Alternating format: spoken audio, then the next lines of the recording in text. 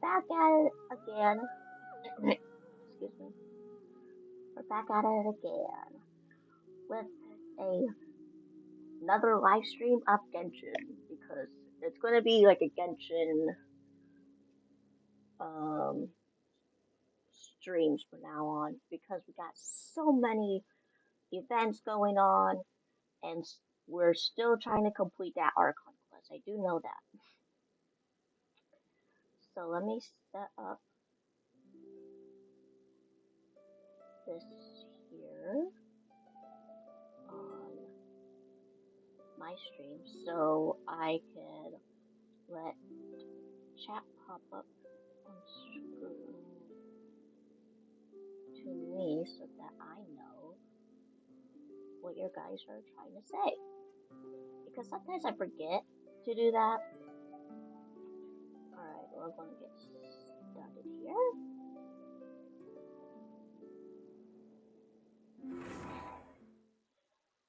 Yeah, that's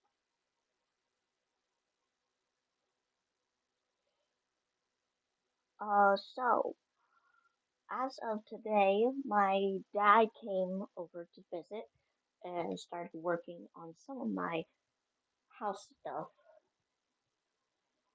And he also brought the dog with him. Right, Iggy's? And looking at me like, who are you talking to? You're such a good dog. Oh, you sleepy? Good night.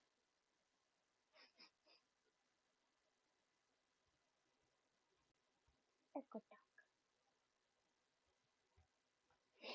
So yeah, I just got out of the shower and my dad is doing his own thing. Hello, Kasai. So, as of right, let's do a recap. Recap.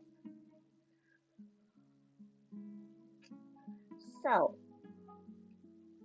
uh, so we went to Sumeru, went to talk to Nahita, and she said that, well, there was this, scholar who was a little suspicious with the academia, and we should try to break out of her shell.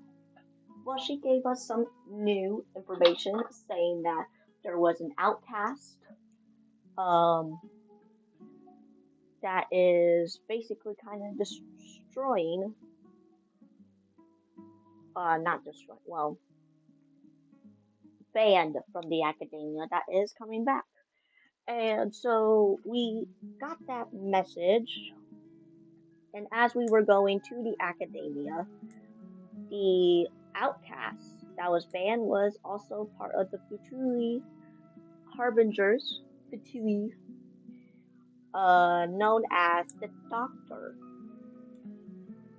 So, right now we are kind of on the hit list for him. And so we tried to escape and try to get Tanari to see if he has any information about this. So we went to this, I don't even remember the name, and went to see an old friend of ours. And they said that they completed a dream world like. So we went to go visit that, and we saw the Balladeer's memories. And while we were like, whoa there, that he's like being trying to transform into a god. We don't want that. So as we tried to find Tanara because I guess he was in a different place than we thought, we got ambushed and well, the Catherine that Nahida was borrowing got destroyed and we switched places. Uh, and we saw that Nahida is in this capsule looking into the, I guess, like a giant robot where Scaramouche will be known as the god. So we decided to go to the desert because that's what Nahida said that we should go to. And we are basically running around to find where to go. We're still getting um, investigated by the mercenaries. So Al Haytham, who is a friend of ours, uh, decided to save us and going to this one village. Then we also met Sino, who Al Haytham and Sino had some miscommunication, and Daya was trying to, make it peaceful, but that backfired. And then Candace, who is the basically the kind of like the leader of this village, helped us through the whole miscommunication and whatever. And there was a desert storm during that time. So now we're going to find out if she is still alive or whatever. So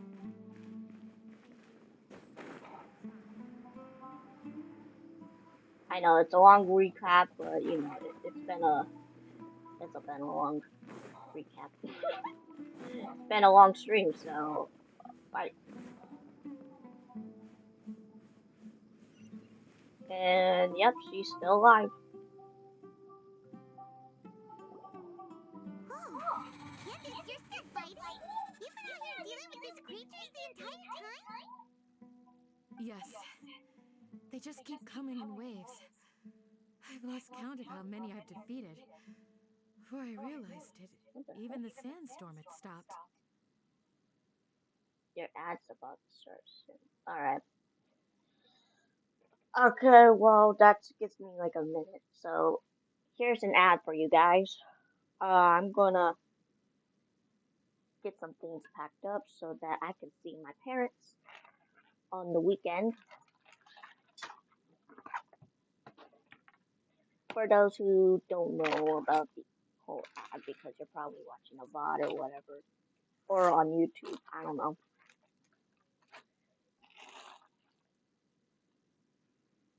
I think I put it like a minute and a half. I don't know. Let me try to find what I'm looking for here.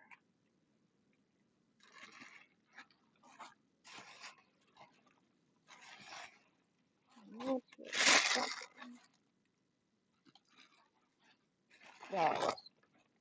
Perfect. Oh, wait. So that's done.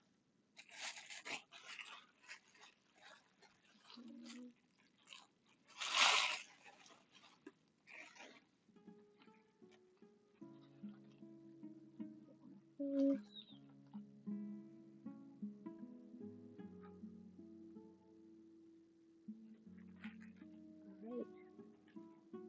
Put this up.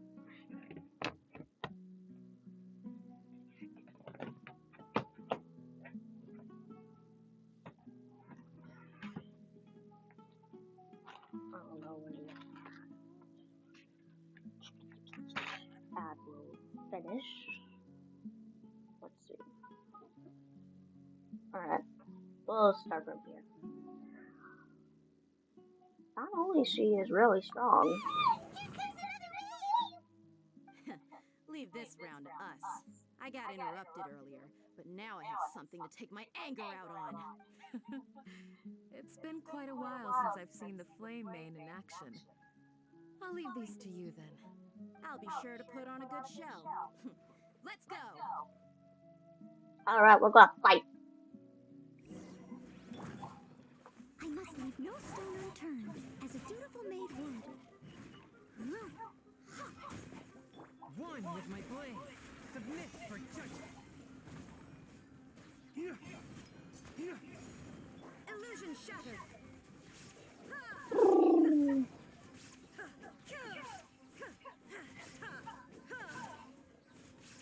There is no escape!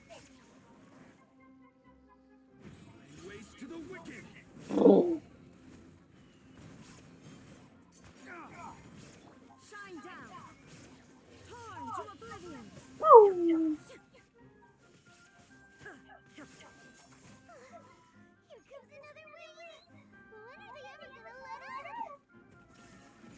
That's a good question.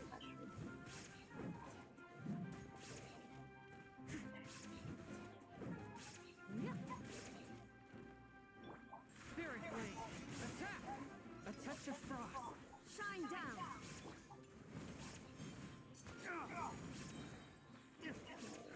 Try to get these two. Dawn, break forth! Illusion shattered!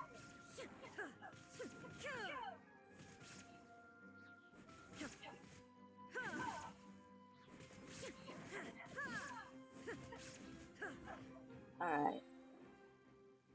The creature stopped appearing. Was that the last of them? What we fought just now was probably the aftermath of the sandstorm. So we should be safe for the time being. Well fought, everyone. No injuries, I hope. Hmm? Huh? Who are you? Ah, my apologies. I haven't had a chance to greet you yet. I had my hands full taking care of the village's elderly and children. I am the chief of Aru village. Everyone usually calls me Uncle Anpu. Ah, it's a pleasure to meet you. Sir, I am also originally from the desert, but I have not been back for some time now. May I ask if such sandstorms are common? I can't say they've always been common, but recently the storms have become increasingly severe and frequent. Besides sandstorms, we also occasionally get earthquakes.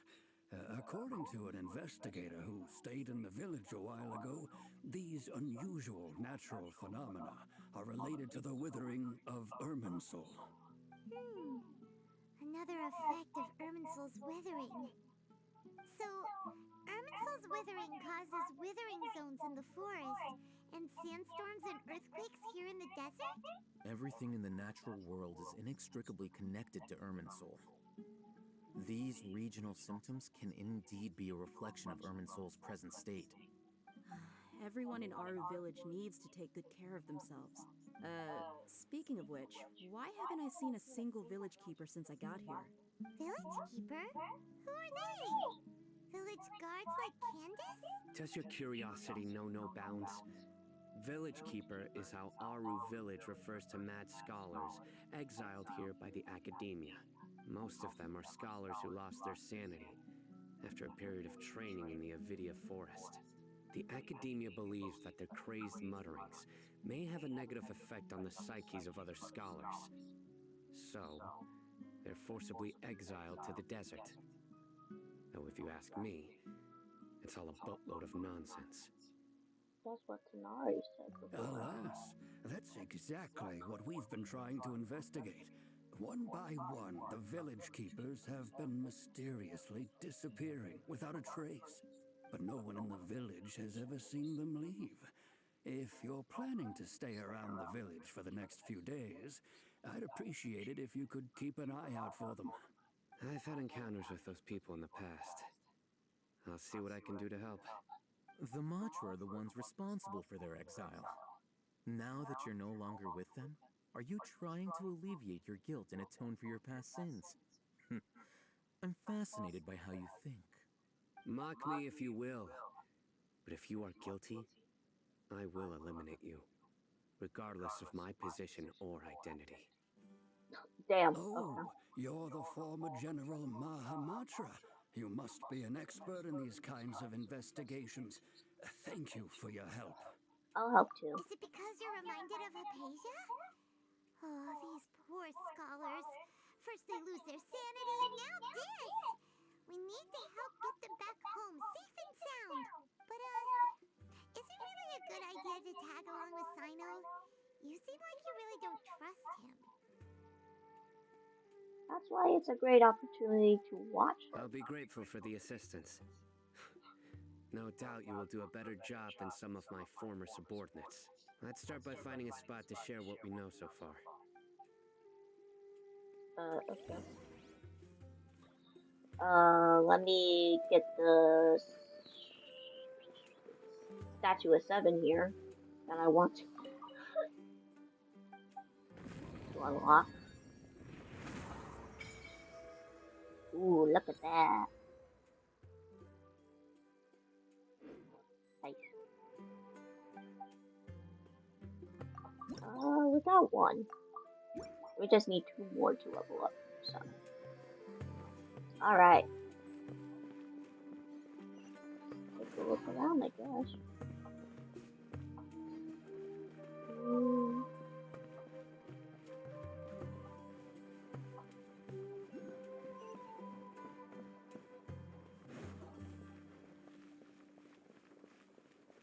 Looks like we got some kind of world quest. Rose, oh rose, grant me my wish. Blowing from a stone, the golden rose sang to me. She sang. That's a local Sumeru folk song called the Singing Rose, right? It's such a cute sound. Too bad the boy ran, ran off halfway through. I would have loved to hear the whole song, the whole thing. Say hi to him. You must be new here. First time in Aru village. No wonder you never heard of that folk song. Well, well then, you are scholars looking for studying abroad in Sumeru. I know there are many foreign scholars in the academia. I'm not gonna read this whole thing. We got other things to do. Alright. Sorry to offend you. My name is Saba. I offer my apologies as well as my welcome to the village. I did not read what that was. Okay.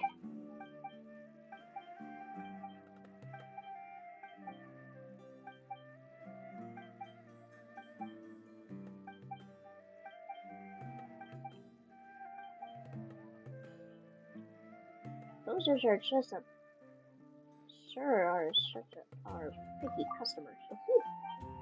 I guess. So what can I do to help? I know it's ridiculous to want roses that don't belong here to bloom, but regardless, I still really want to see them. I'm embarrassed to even say it, but that is my wish. Based on what I know about roses, they will grow and fertilize with highly concentrated dendra, even if you are even if you grow them in the sand. Dendra. If it's dendra you want, it's pretty easy. We got it. We'll come back to you. We'll come back. Okay, we'll come back. We got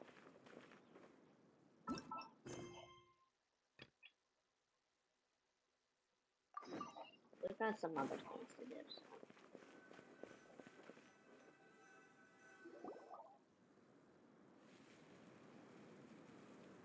Although I've sent myself into exile, I'm still doing essentially the same things as before.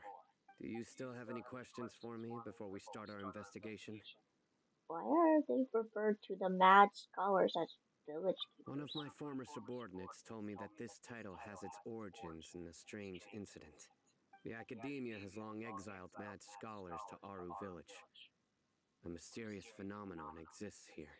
When mad scholars first arrive, they are as incoherent and deranged as before. But after spending some time here, they invariably begin to calm down. Initially, the people of Aru village greatly resented having to take in the mad scholars. But a strange incident one night changed that. Aru village was struck by the strongest earthquake in living memory. Seeing buildings on the verge of collapse all around him, the then chief of the village was preparing to take everyone to safety. Suddenly, he noticed a mad scholar crouching in a corner, caressing the ground with his hands. A soft, green light radiated from him, like a divine glow against the backdrop of night. Despite the powerful tremors that ripped through the ground that night, all the houses remained upright, almost as if they had grown roots reaching deep into the ground. In the end, not a single building collapsed, and no one was hurt. After that, the people of Aru village treated the mad scholars with greater kindness, and began to refer to them as the village keepers. The soft green light? A mad scholar protecting Aru village? What do you make of it, Traveler? Might be Nahida's power. Paimon thinks so too. Actually, Sino, do you know if any of the mad scholars continued to wear their Akasha terminals at Aru village? In theory, they would continue wearing them so the academia could still monitor their activities. With that said, the main Akasha system would no longer have any interaction with them. Oh, no wonder! Everything makes sense then!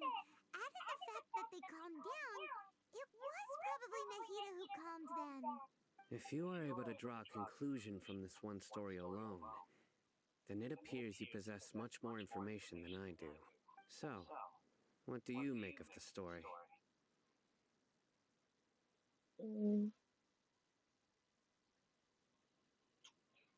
That the mad scholar's power is likely to come from what's the word of Kusanali. Yeah, I'll just go with that. Really? Lesser Lord Kusanali. What? You don't believe us? Lesser Lord Kusanali was definitely using the Akasha to give her power to the mad scholars! No, it's not so much that I don't believe you. I'm just struck by your reasoning. Lesser Lord Kusanali, the current Dendro Archon. Is she really active in Sumeru? The Academia has always placed far greater importance on the late Greater Lord Rukkhadevata. They've more or less ignored Lesser Lord Kusanali, and I've never had any reason to doubt their views. In addition, I've never heard any stories about Lesser Lord Kusanali and her deeds. To me, she might as well have been a god that never existed. No way! Nahida definitely exists! She's a... How should Paimon put it? She's a good Archon who's kind and wise.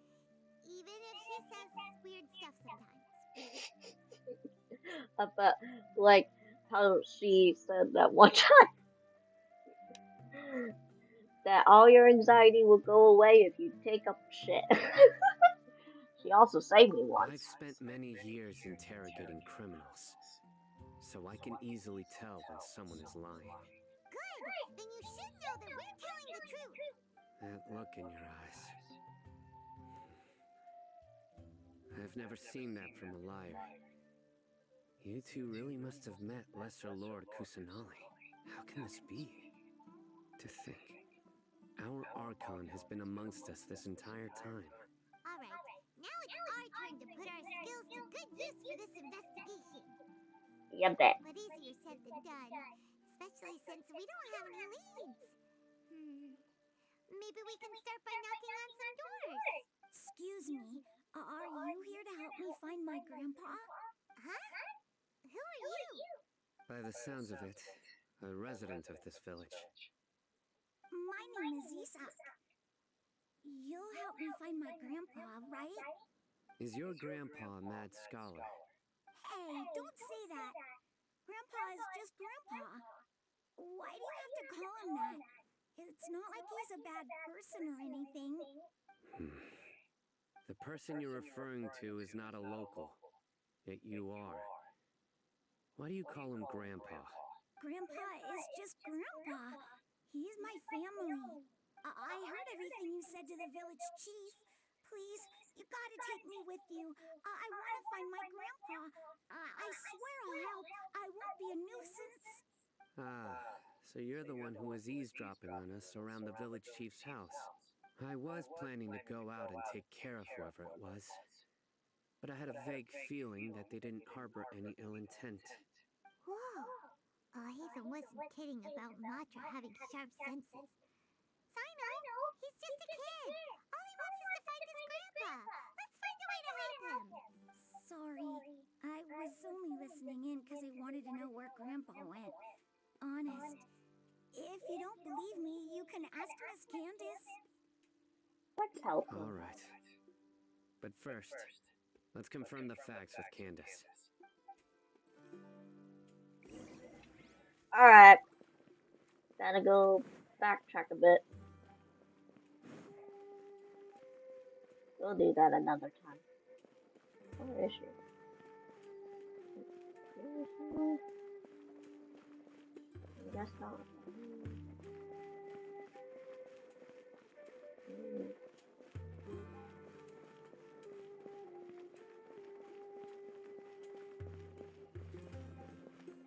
Oh, in here.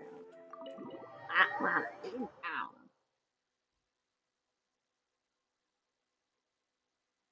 I like this symbol. Nice.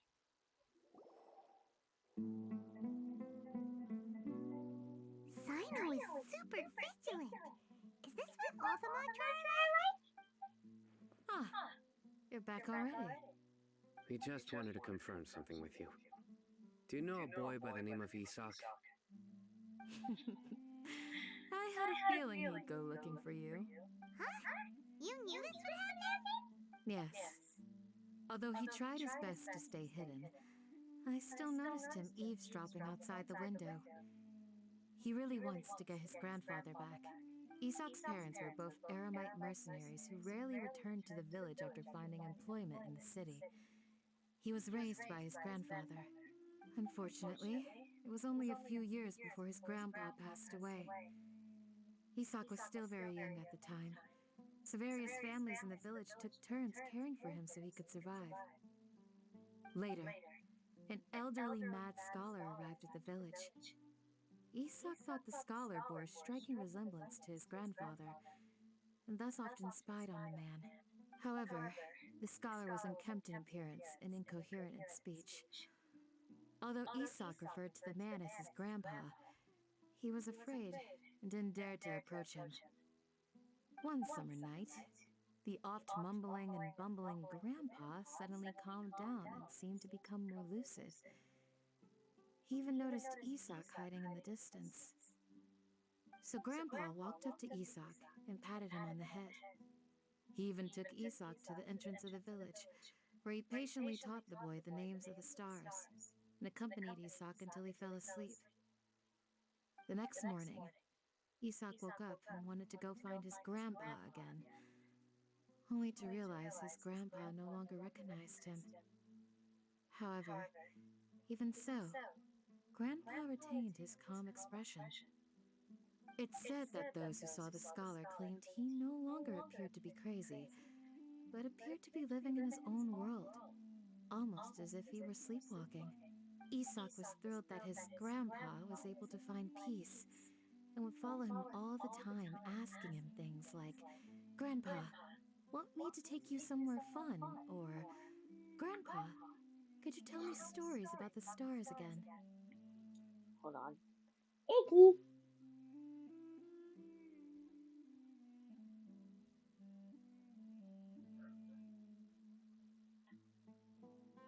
You doing okay?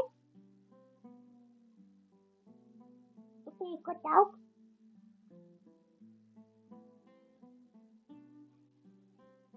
You just heard the doggies. Thank you. Yes, you did. Yes, you did.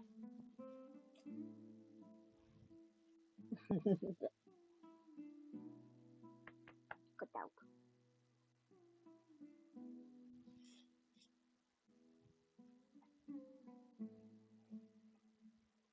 I just heard him barking out.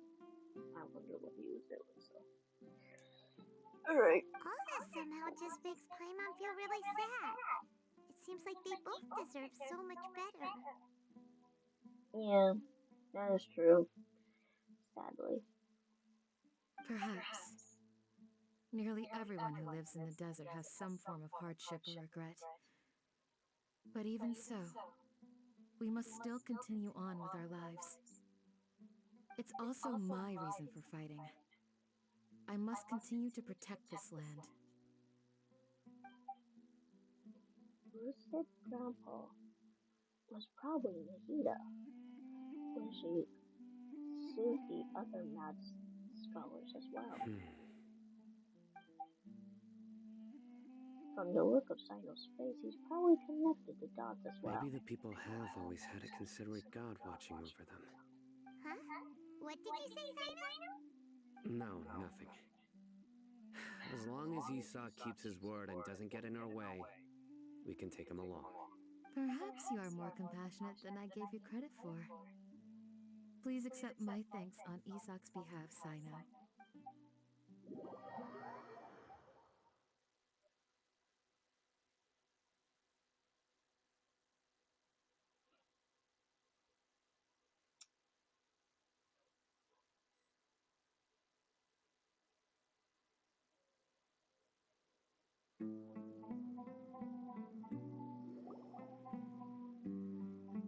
Hey, Isak!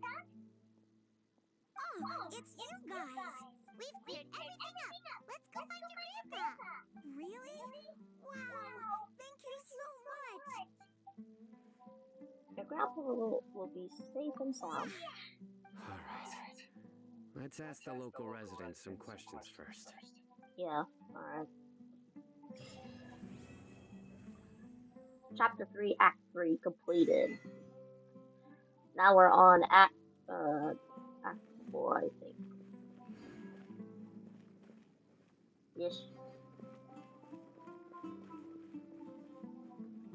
Oh my god. Oh no. I feel like I'm going around circles or whatever. Excuse me. Did you happen to see where the missing scholars went? You mean the village keepers? Oh, let me think. When I was eating dinner the other day, I saw one of them by the side of the road, muttering away and eating mushrooms and tree roots. They shouldn't go around eating that kind of stuff. Okay. Did you notice anything else? Anything else? No, I think that's all I have to tell you. Sorry. Wow. That was very helpful.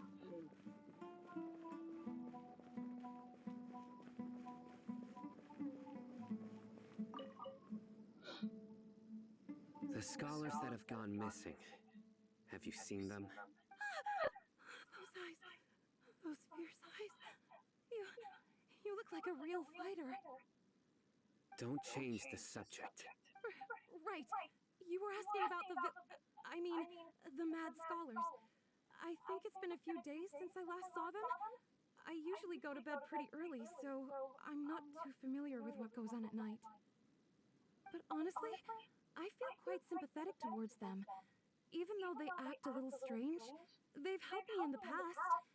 If it weren't for them, my house would have collapsed long ago. Do you also think Grandpa and the others are good people? Grandpa? Oh, hello there. It's little Isak. You mean that nice man who looks like your grandpa's long-lost twin, right? He was actually the one who protected my house.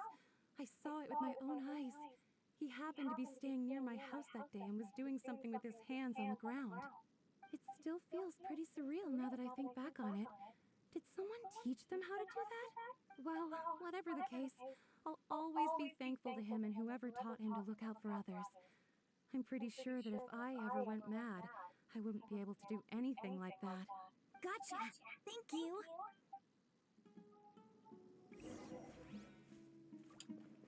Alright, well, it looks like he was the one that helped with the earthquake, so. Lower. Why would I gotta go down there? Oh, whatever.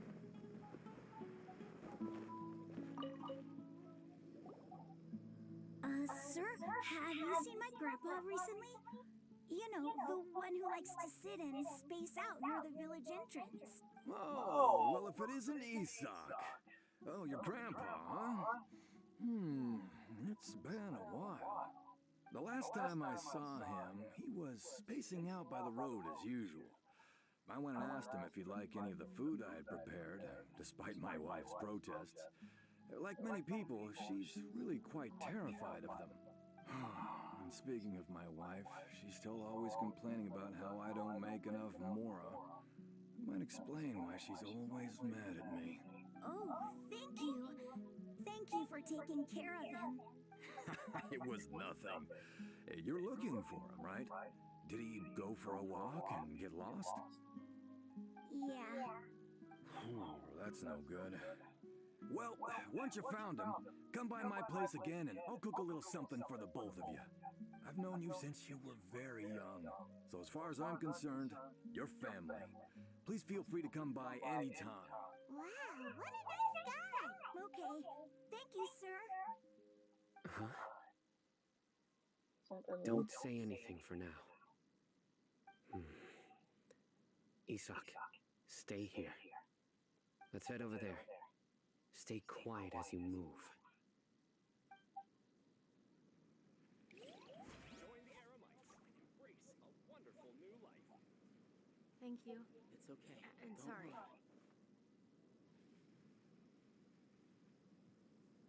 What? What?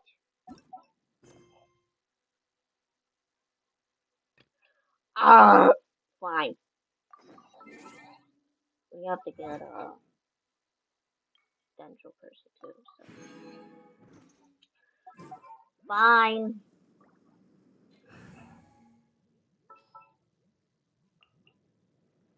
This world is full of... Yeah, we did it.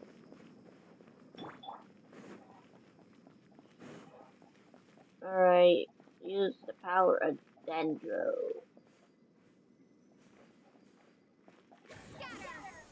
Alright.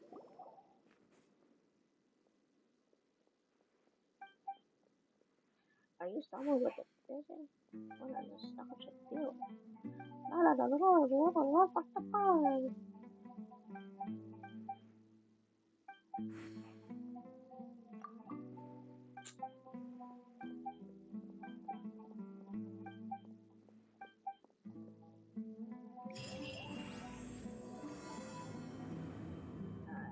Here's that.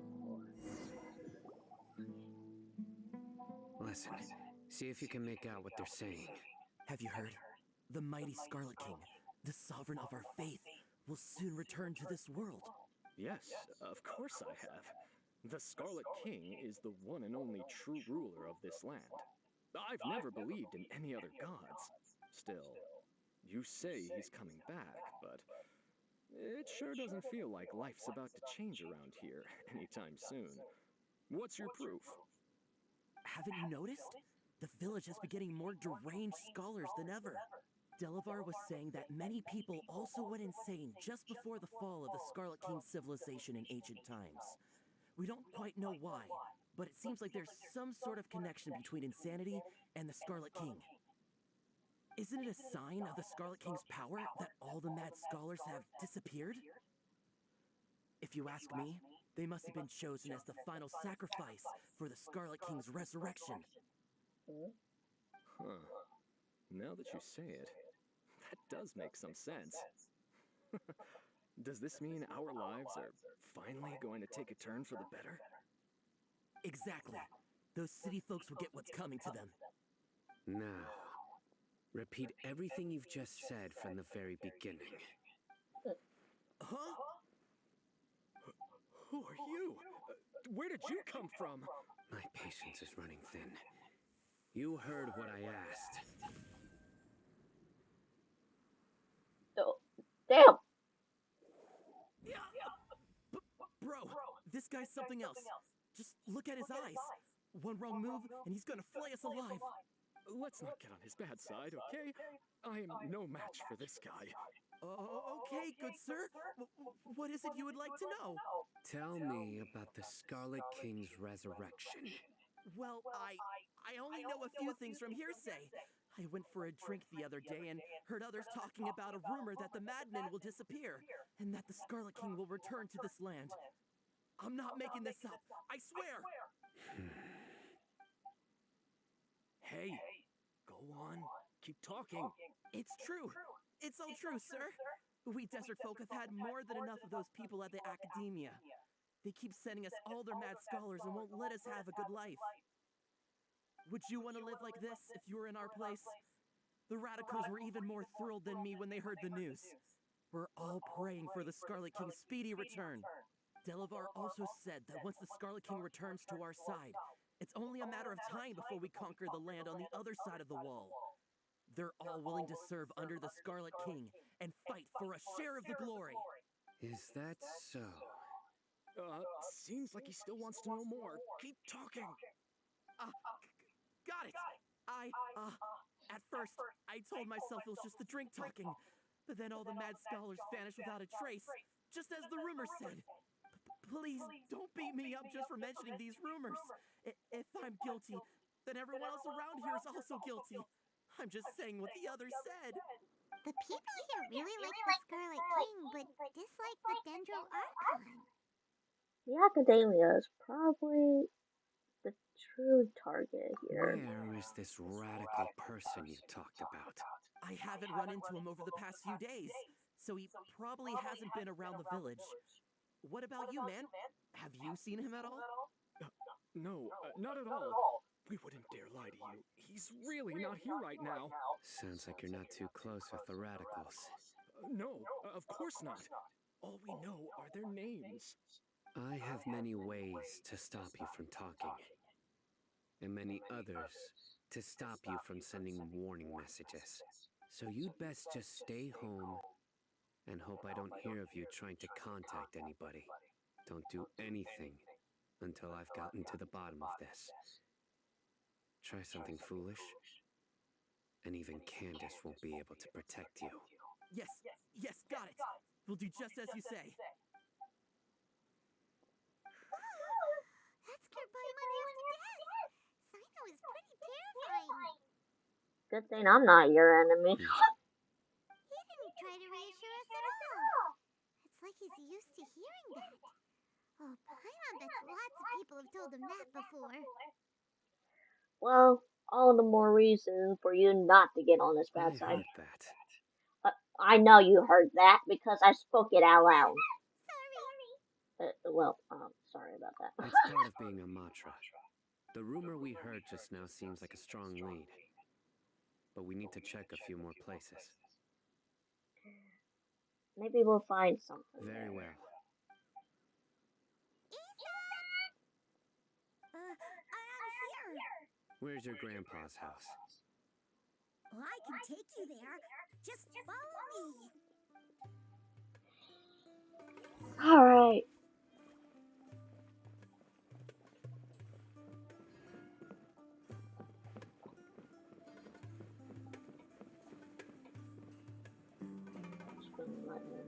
Grandpa? Oh, he likes to be alone. Sometimes he stares at the sky in a daze, and other times he just pokes at the ground with his fingers. Every now and then, he yells out at the top of his lungs, so a lot of people are really scared of him. But he's a good person, really. I know he is. I swear, he's just like my real grandpa. That kind of sounds like me in a way. It's like, oh, I'll look at the stars, but I also like make little circles in the ground.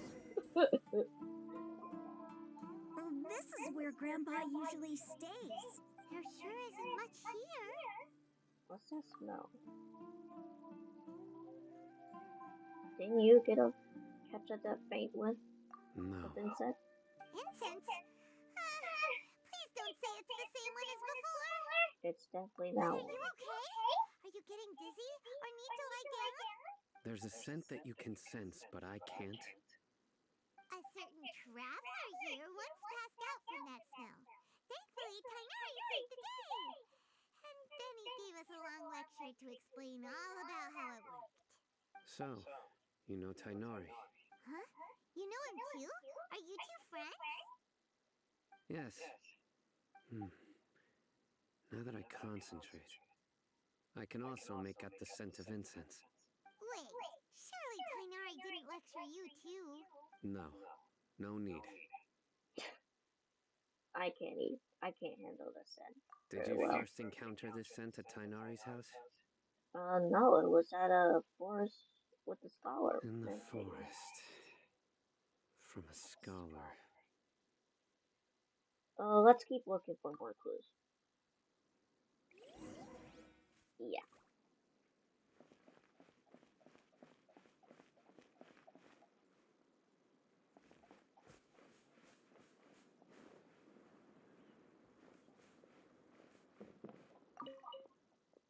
Looks like someone has been living here this entire time.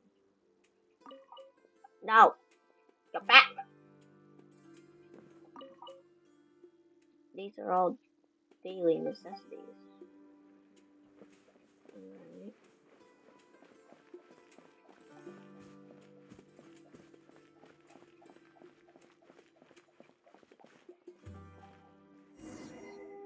Alright. It's like you found something? What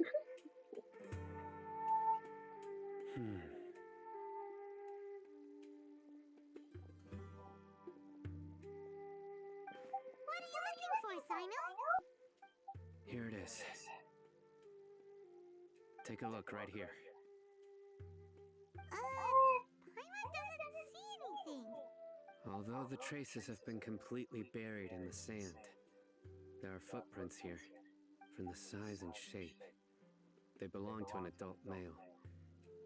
This pattern is a common one from this area. Local shoes. This was probably someone from the village. The scent is quite faint, but still extant. The footprints head in the direction of the door. You mean someone else has been here? But who would come looking for Grandpa? He doesn't have any friends. We'd have to ask whoever lured him away with the incense. Lured him away. Huh? So you can lure someone away with just a scent? You get lured away by food. Hey, what's wrong with liking good food? Everyone's got something they love in life. Exactly.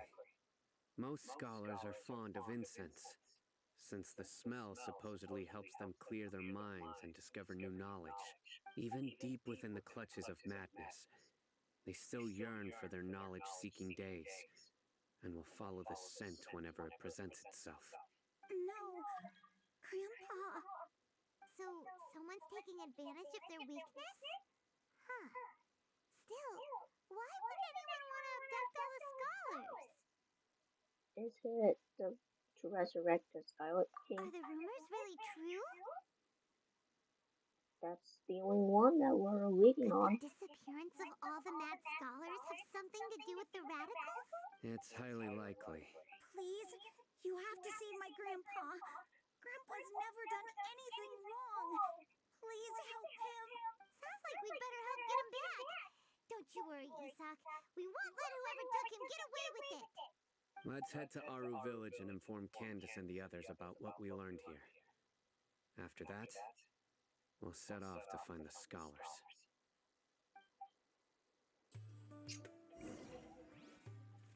Alright. Okay.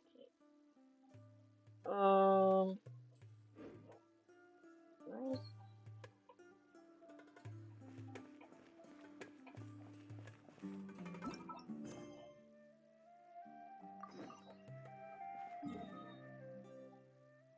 Yeah, I was gonna go over there, but it's like basically just disappeared on me.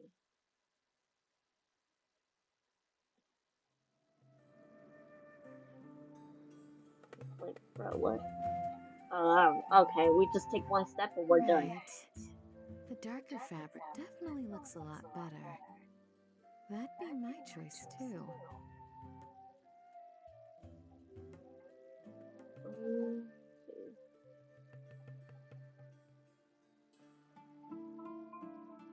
I just received something, so I was like, oh, okay.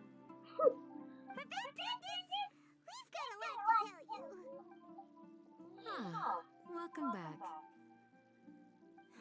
Sounds like everyone's friends already. Oh, Dia's here too. You bet.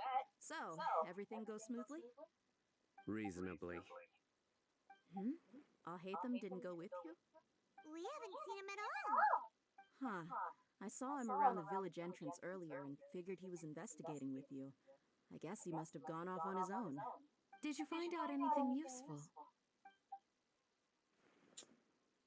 Alright, this is what we told you.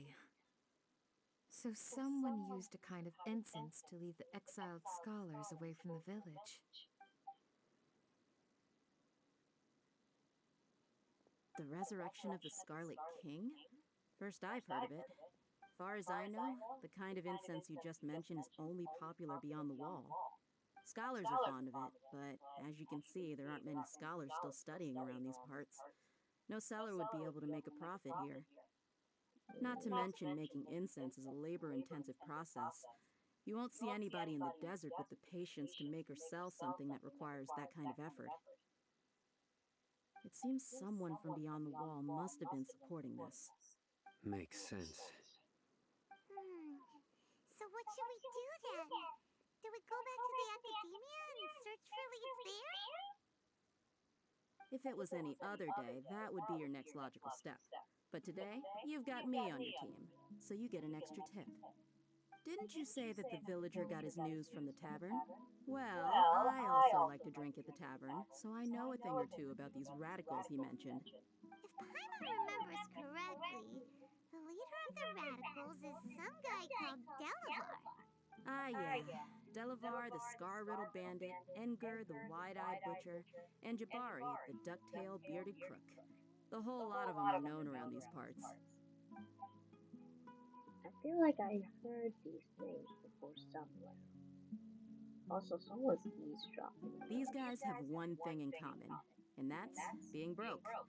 The rougher life gets, the more they want to believe in the Scarlet King.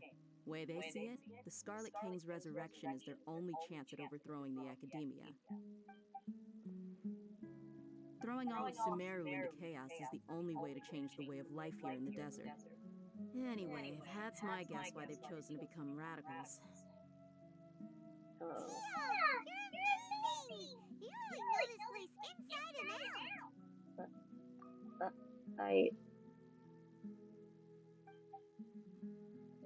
She is winking at me. Maybe I should be quiet. No merc can afford to slack off on gathering intelligence. Every more I've spent in the tavern has been a valuable investment. Hey Sam, how you doing? Alright, give me 1 second here.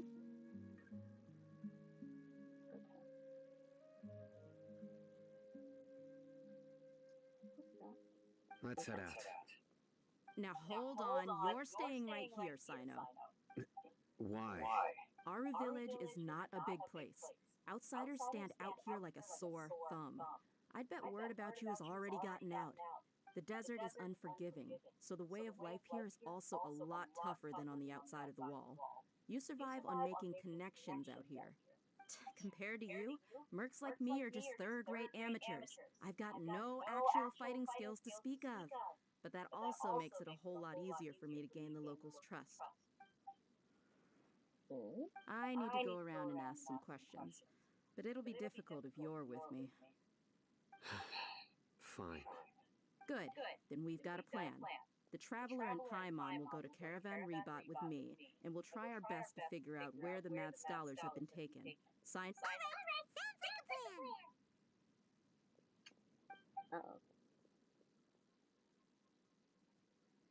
She notices too. Alright, gotta go all the way back.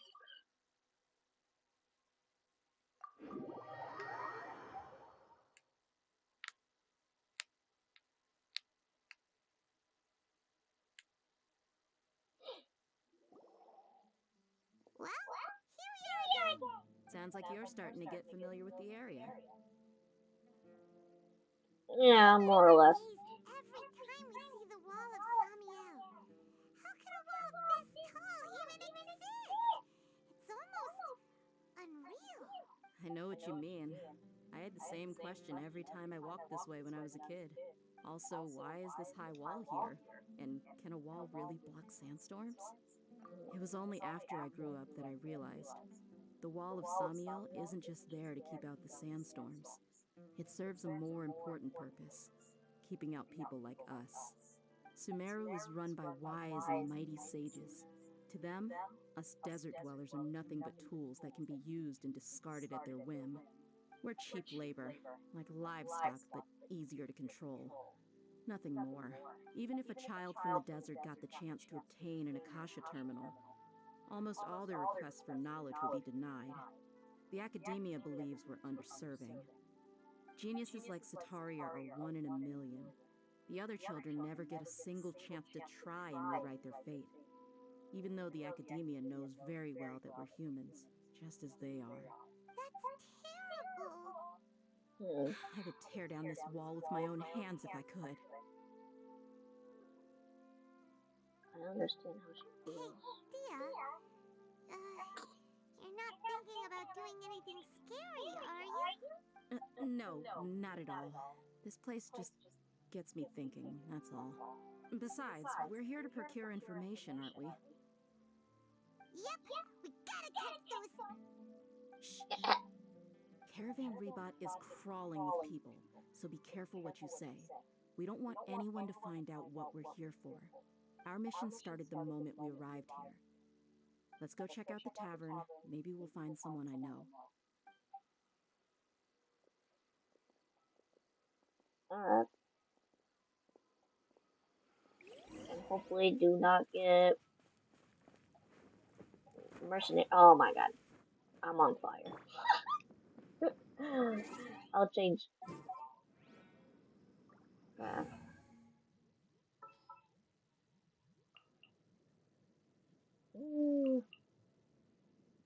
For justice. Sure. Just our luck. None of them are here today. You mean you don't see anyone you know? Dia, is that you? What a coincidence. You here for a drink too? Zaki.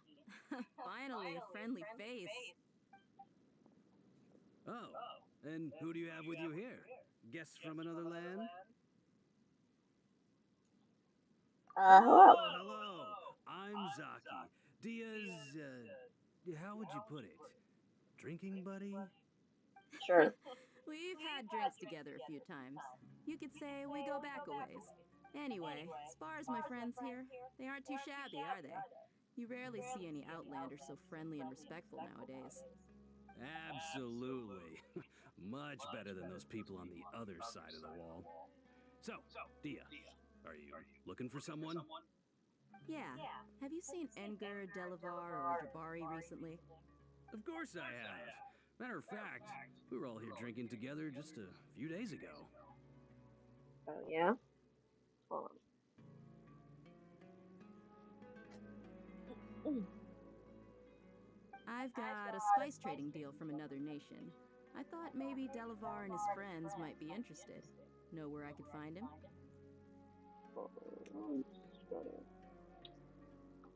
Ah, how thoughtful of you. Then I assume you also know that Delavar's been having a hard time making ends meet these days. So, you came here to help him out? Hey, keep it down. Let's just say I prefer to keep this deal a secret. Y'all at Caravan Rebot are like family. If there's more to be made, why not do it together? Besides, Delavar and his friends have muscle. They'd be a good fit for escorting the goods. Yes, how considerate of you. Delavar's my friend too, so of course I can take you to him. Come on. Come on, come on. Can you feel it?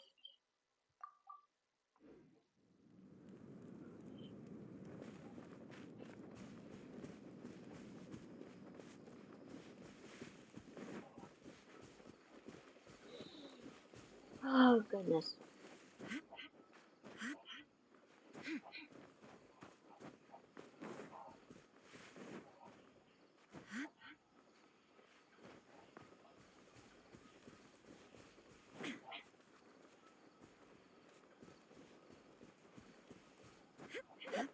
Boom. Good. Alright. Right over here. Gotcha.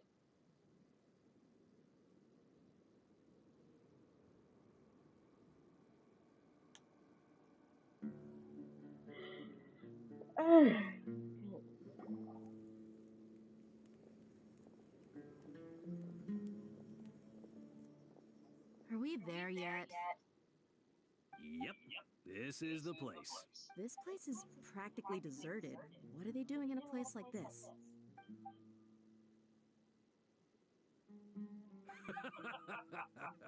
Why don't you take a guess? Go on. A wild stab in the dark.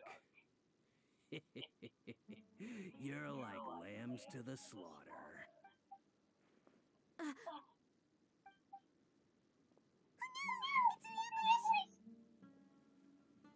Bruh. What's this all about, Zaki? Come on, Dia. You really think we didn't hear about what you said back in Aru village? The boys have kept a close eye on you from the moment you set foot there. Not only do I know that you're looking for Delavar, I also know that you've teamed up with people from the Academia to look for the missing scholars. So, you've been watching us from the very beginning? Uh-oh. I knew leaving Sino behind was a mistake. And you left the strongest one in the village, didn't you? Who do you think you are? You really thought we'd fall for your little business deal nonsense? So you and Delavar have been partners all along.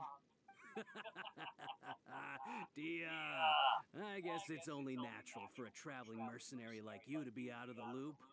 Those of us who hang around the tavern have stronger bonds than you think. But you got one thing right. We're all looking forward to an uprising in Sumeru. There's nothing more we'd like to see than the desert folk overthrowing the Academia. If that's the case, then I'm sure Delavar wouldn't miss a second of it. I'll be honest with you. If it weren't for what you said in the village, your little monologue about the Wall of Samiel would have convinced me that you're one of us. Delavar. And Engar. You're here too, huh? Long time no see, Miss Mercenary. You should have known that traitors are what us followers of the Scarlet King despise the most. Why does he sound like he's somewhat drunk? Dia, I thought that you, a fellow desert dweller, would understand that the Scarlet King is greater than the Dendro Archon. Little did I know, you don't deserve to join us. Yeah, gee, what a missed opportunity. Adopting radical views and kidnapping innocent scholars, all because of some baseless rumors. Anything else I'm missing out on? See? There you have it. Mercenaries are just a bunch of faithless scum with only one thing on their minds. Mora. Pathetic. You're all like a pack of street rats. You're not wrong. Mercenaries are driven by Mora, and my faith lies with whoever's paying me. As long as there's a profit to be made, anyone can become my friend. Enough talking! Get him! Alright. Just as I expected. Let's teach him a lesson, traveler.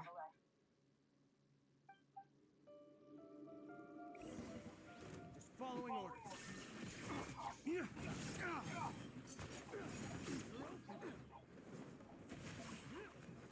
Witness the power of GOOO. Shine down.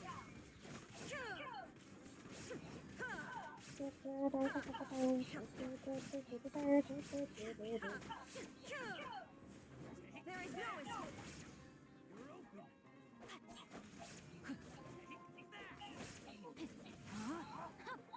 Rain outlines your fate.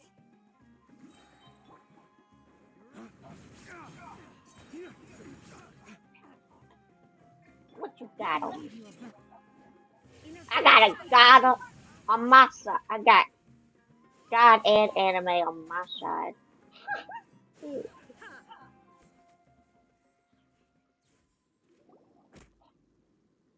Impossible! How could you? Easy. So, what do you think about your meticulous network now, Zaki? How did you say it?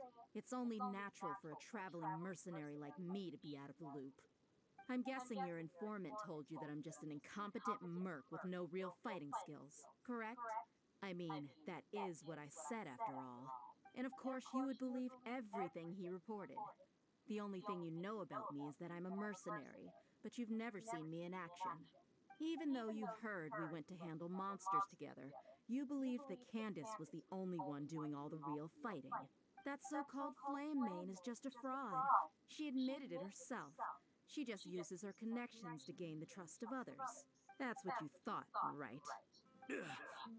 You lied in the village because you figured that we'd have people watching you. What no shit? And you were stupid enough to fall for it. I figured as much the first time we drank together. You all thought you were so smart. Pathetic. Pathetic. Shit. Okay, that should be all of them. Whoa! So you've been planning this since we were in Aru Village? No task can be done without preparation. I just happened to notice a couple suspicious-looking people while you were out investigating. Oh, but instead of catching them right away, you let them report back. Those two who were snooping around were just a couple small fries. If we want to get the real catch, we have to be patient and give it some time. So those names that you mentioned. Oh, you mean the funny names she mentioned back in Uncle Ampu's house? The wide-eyed butcher, Scarlet bandit, Paimon can't remember them all. That's just a bunch of drunk talk. Edgar and Delavar like to talk themselves up when they're drinking. Edgar, the wide-eyed butcher, and Delavar, the scar-riddled bandit, are the nicknames they came up with for themselves. Alcohol has a way of making people share what they really think. So Edgar and Delavar are always rambling in the tavern about how the Scarlet King is a superior deity. What about Zaki? He's just a numbskull who fell right into our trap. Zaki was probably the best hidden of them all. My initial plan was to find Delavar first, and then try to track him down. Iggy! Hello! How you doing? You want to say hi to chat?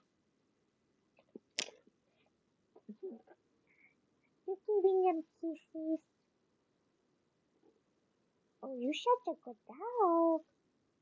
Yeah. Iggy's tired.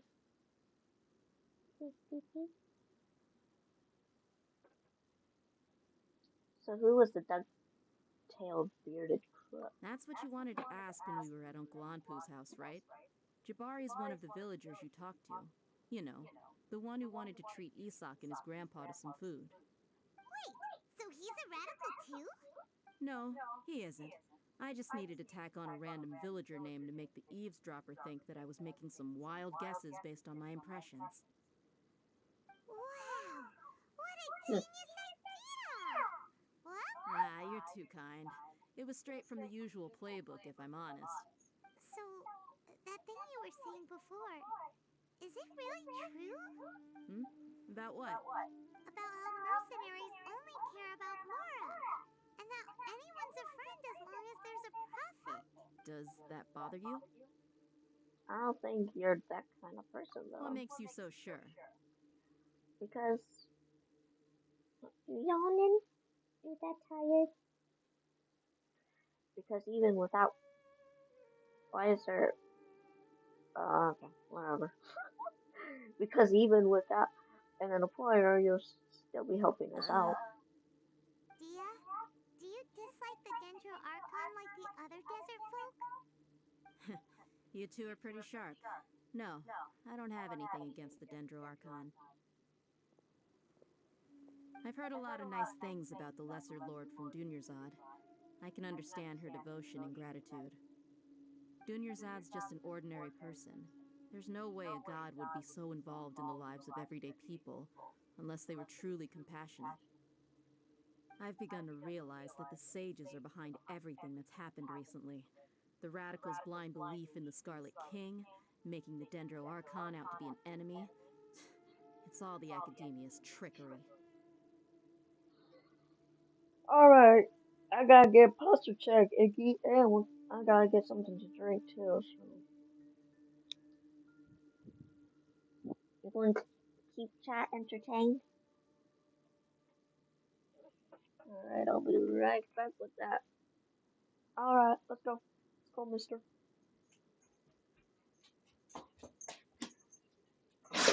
Oh, bless you. Alright, let's see what I want to drink.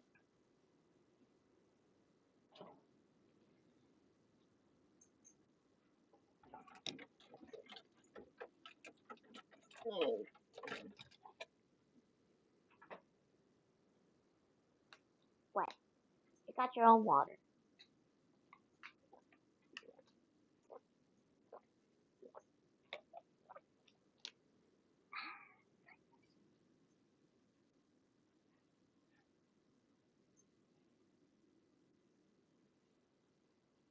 What the dog doing? Going to sit? You're not gonna go with me? Come on. Or you gonna sit there? Why you gotta look at me like that? Come on. Let's go.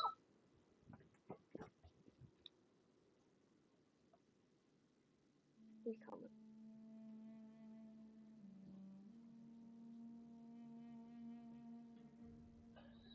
Alright. But I see through it all. And unlike them, I can never be hostile towards anyone who's never done anything wrong. Dear. Anyway, looks like we're done with business here. Traveler, lend me a hand. Let's tie him up and bring him to the village. You got.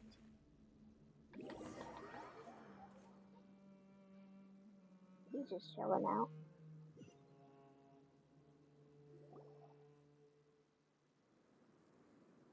This should be all of them. I'll let you take it from here. All right. I'll be in touch.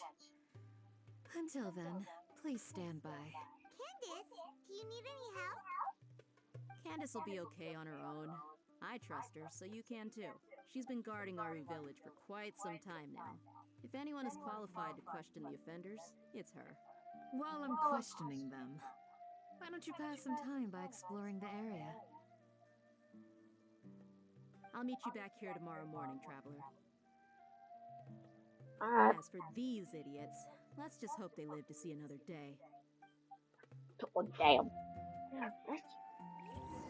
Bless you, mister.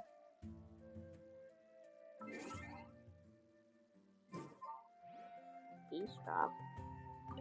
You heard the question. Now answer me. Oh, okay. Damn.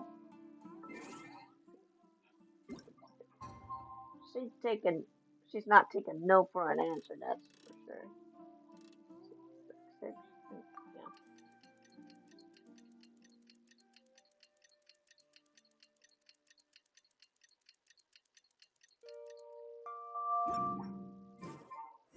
yeah. Good morning.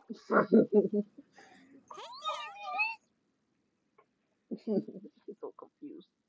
Right on time. Yeah, it definitely didn't skip time. I definitely looked around and whatever. Anyway, did we learn anything? We'll know any moment now. Paimon's been wondering. You seem to know Candace pretty well. Have you been friends for a long time? We've known each other for some time now. She's a pretty interesting person. Even though she's an extremely strong warrior, she never misuses her powers against others. Oh, Paimon knows what you mean. Like a lot of martial artists say, never take the fight outside the ring. Alright. Yep, I guess you can put it that way. It takes strong convictions to be as dedicated as she is, and shoulder that kind of responsibility. Oh, you are. Us mercs, on the other hand, we pretty much live from one day to the next. Well, Paimon thinks you're great too. Really? Thanks for that. Oh, Sino's here, and he's pretty early too. Yes, I was here yesterday to help out a little. To help out? By doing what? Sharing some interrogation techniques. Oh, you mean you taught Candace some more persuasive methods? Right. Come on in, everyone. Come on, let's go inside.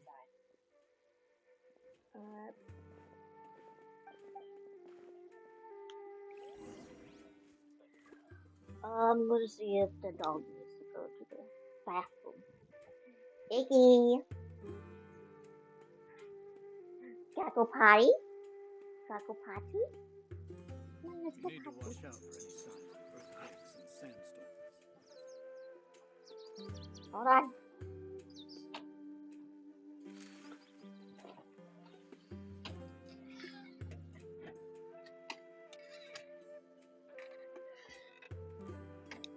Wait, mister. That's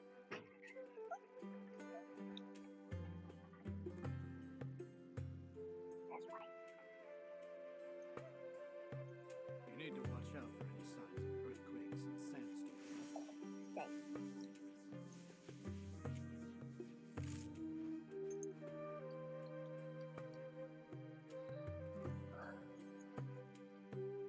No, leave it.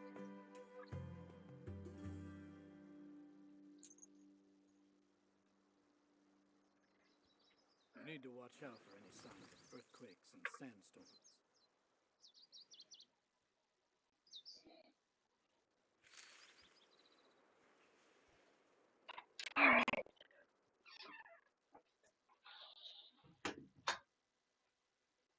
Dog's being a dog.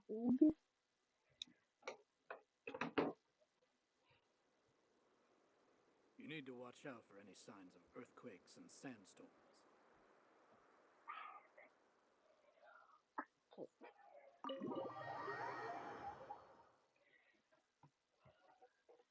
The dog. Yo, what the dog doing?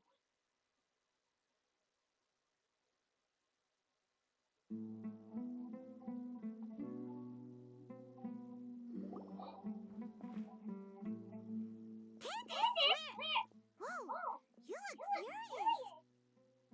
Do I? Huh. What gave it away? Your face a little bit. Oh, there's no mask that can hide true bloodlust. Cover up your eyes, and it'll still show itself at the corners of your mouth. Perhaps I need to work on my composure.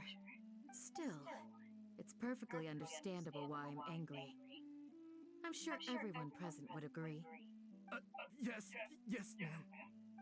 Please, don't beat us anymore. We're gonna die. Why does he sound like that? He sounds like he's almost half drunk. Well, looks like Sino taught her well. She mastered it really quickly You too. fear death yourselves, yet you do not hesitate to place the lives of others at risk. The absurdity is mind-boggling. The ones you call mad scholars are known to us as the Village Keepers. They are vital members of our community, and some even count them as family. You come here to my village, and you treat my people as nothing more than stepping stones towards your goal. Tell me, what would you do to you in my position? Mercy! Please have mercy! You've made your bed. We may both be desert dwellers, but there is one thing that I understand better than you. The resurrection of the Scarlet King will only result in war. And war serves no one. The people of Aru Village care little about which god is in power. Life may be tough and tiring, but we wish to preserve our way of life. A war would only cause us to lose all that we have. And that is not a responsibility that you can afford to shoulder. We understand. We're sorry. I'll tell you everything I know. Please, just let us go. I'm listening. You might not believe this, but it wasn't us who came up with this idea. Someone was spreading rumors in the tavern. That's how we ended up hearing about the Scarlet King's resurrection. Some mystery man told us that mad scholars will make the perfect sacrifice to usher in the Scarlet King's resurrection. They give their lives, and we can get anything we wish for. They're called Village Keepers. Slip up again, and you'll regret it. Yes, sorry. It was all that mystery man's doing. He told us to spread word about the Scarlet King's resurrection and talked us into helping him. In return, he said he'll help facilitate the resurrection process. And where are they at now? I'm not sure. That's one. Huh? One what? Strike. You get a total of 3. Then, you die by my hand. Wait, I'm telling the truth. We don't know anything. It was all him.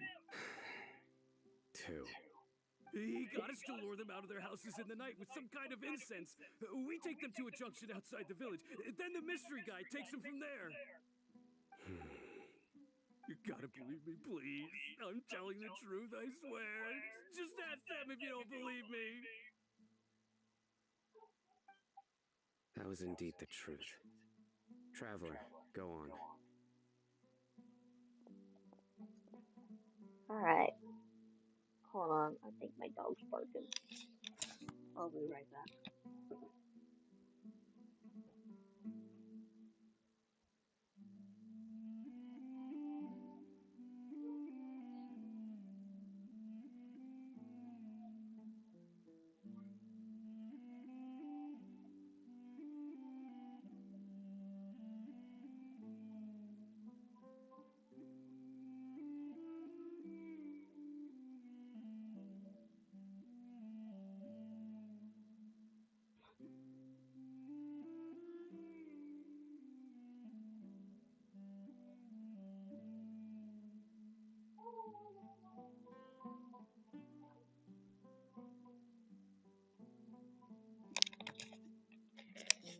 Alright. Do you have any idea who this mysterious person might be? You have to believe me. If I knew that, I would have told you his name right away. I'm not risking another beating to keep his secrets. No way. That guy, he wears a cloak, and he's always careful to cover his face. He calls himself the Scarlet King's Envoy. I believe I may know what's going on. Uncle Anpu? What do you mean?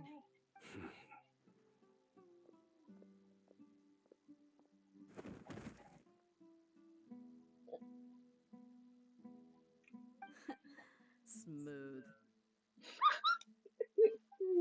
Okay, speak. If my suspicions are correct, this mystery man they speak of could be from the academia. Some time ago, people from the academia attempted to take the village keepers away. I refused, insisting that they are part of our community. It strikes me now that this secretive character shares the same goal they had. Which means it's highly likely that the academia was purposely spreading a false rumor to trick the radicals into delivering the village keepers right into their hands. They were the ones who brought them here to begin with. Now they're trying to take them back? We aren't gonna let that happen. Not the academia again.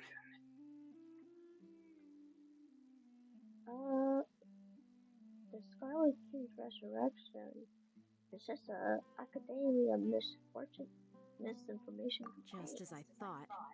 But what could they want with the village keepers? People are nothing but tools in the eyes of the academia. A change in their plans likely means they found another way to exploit the scholars. Regardless, our top priority now is locating the village keepers. You're right. Isak is still waiting for news on his grandpa. Time to go. Let's leave the village and try to track them down. Yes. Pack up and get ready to leave. You got it. Candace, I'll let you deal with the radicals. Leave everything outside the village to us. All right. Let's meet back here once everyone's ready.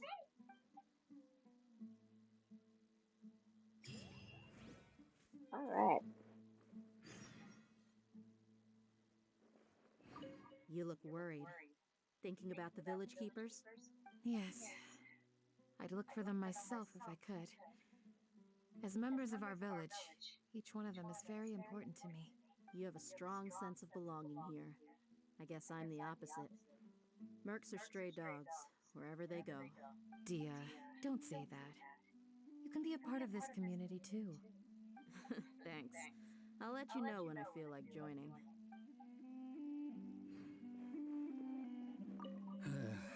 I just hope everyone's all right. What scheme is the academia brewing now? Alright, let's just head on out. I just wanted to know what they said, so what they were saying, so.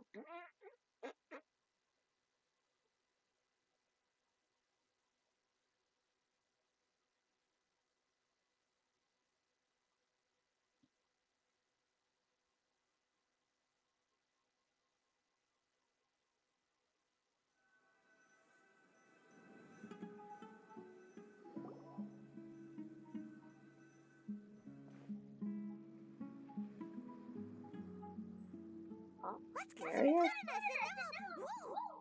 Whoa. Where did you come from?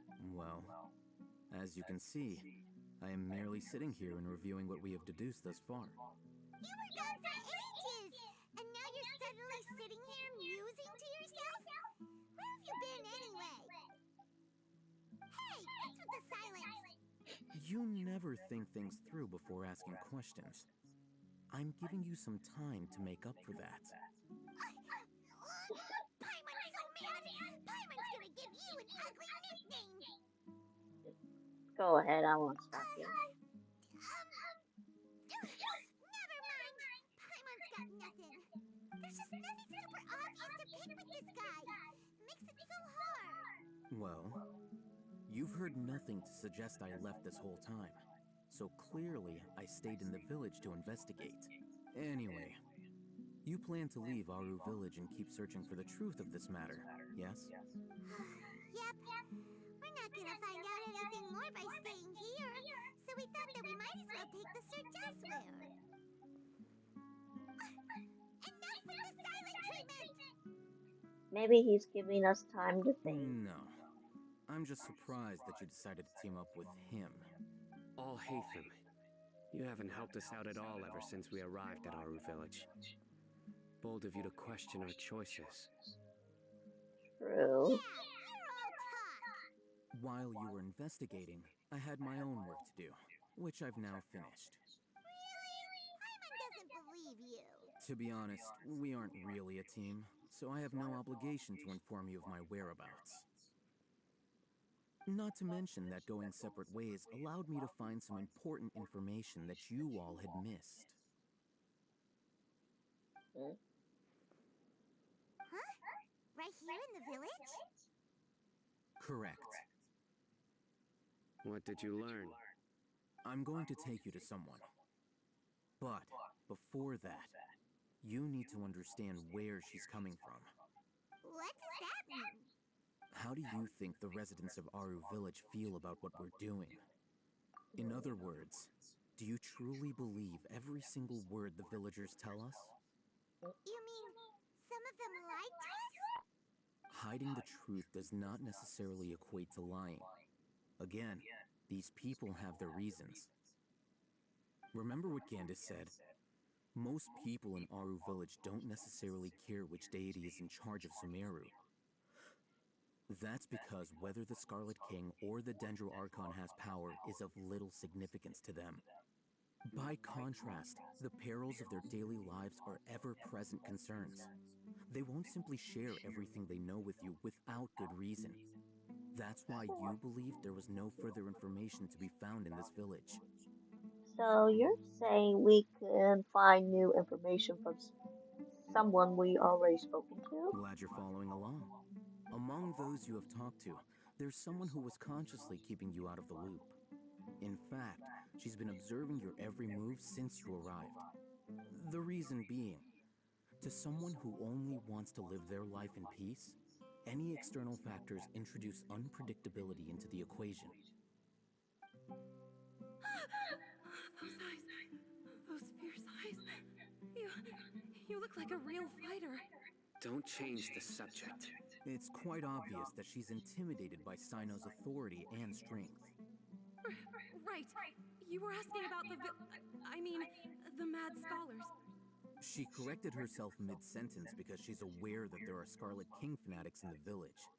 If she sounds too friendly towards the village keepers, she could easily make herself the radicals' next target. I think it's been a few days since I last saw them. I usually go to bed pretty early, so I'm not too familiar with what goes on at night. Remember? She made a point of denying her involvement in anything that occurs at night. But honestly, I feel quite sympathetic towards them. Even though they act a little strange, they've helped me in the past. If it weren't for them, my house would have collapsed long ago. After speaking to the village chief, it became clear that the village keepers had protected Aru village at night. In other words, the young miss was very much awake during that time. Then why would she lie? By getting involved with an outsider, she risks drawing unwanted attention to herself. As for why she might be so wary about all this, maybe you should ask her. I'll pass on this one. You said that she is afraid of me. If so, it's best if I stay out of this. We're on it! Alrighty.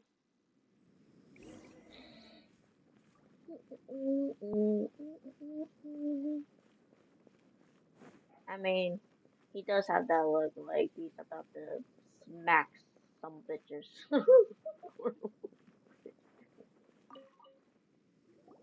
Knock, Miss knock, Shawnee, knocking on as we heaven's discussed earlier, door. I've brought someone with me.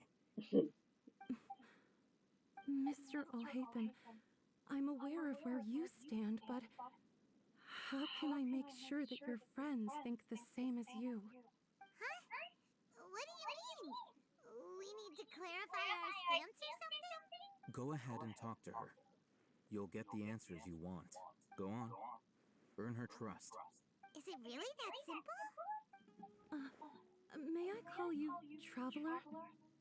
Sure. Hi, Traveler. I want to ask you something.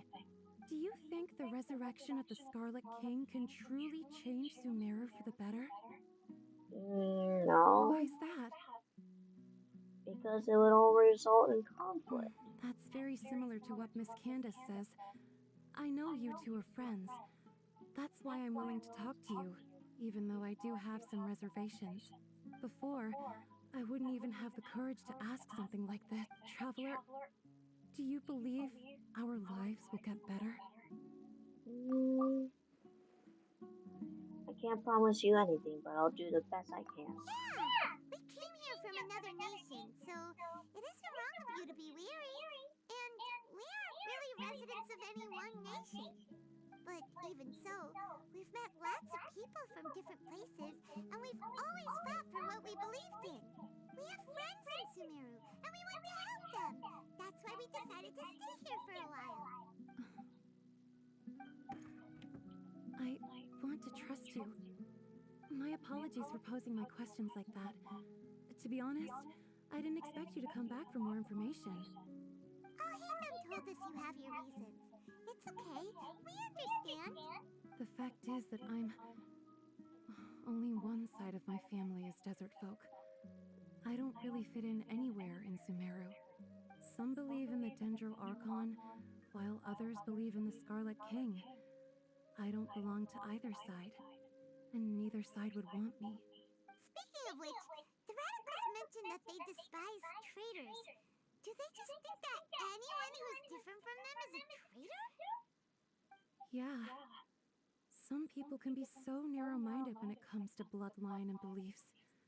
It makes no difference what I say or how I behave. I'll always be suspected of having ulterior motives. Slowly, I just stopped talking to people. I pretended not to hear or see anything. All I want is to live my life in peace. And then it happened. The village keepers who had helped me disappeared with no explanation, and I didn't dare breathe a word about it to anyone. Until now. You can tell them. I'm sure she'll keep your secret. All right. I'll tell you what I told Alhaitham. I actually have a sharper sense of hearing than most. Sometimes, I hear strange crying sounds in the night. There are ghosts? Perhaps. I'm not sure. It's faint, but it's definitely the sound of crying. It comes from far away in the distance, and always carries very raw emotion. It used to be louder and more frequent, but ever since you arrived in the village, it doesn't seem to happen as often, and when it does, it's much quieter. I have to focus really hard to make it out. I confirmed this with the guards on night duty. They also have someone with a good ear, and he's heard similar sounds at night. But, because we're in the middle of a desert, you would rather believe that they are the cries of beasts than ghosts. Could you make out what the sounds were coming from? There's really nothing around these parts, except for an old hospital not far from the village. I think they used to use it for treating Elazar, but it's been abandoned for years. We need to check out the hospital. Let's go!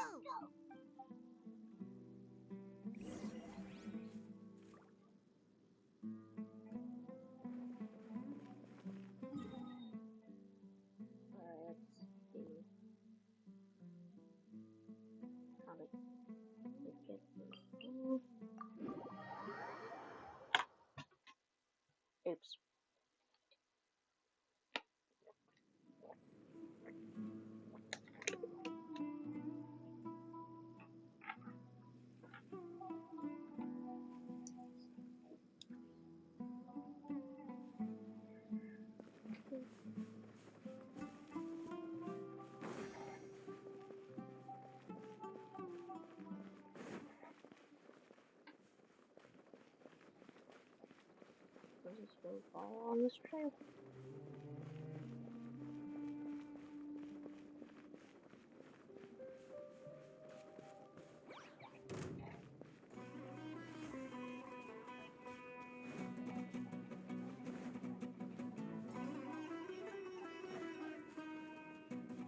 Come on, I just be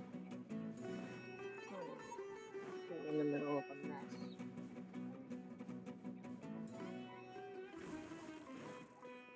Oh, for God's sake.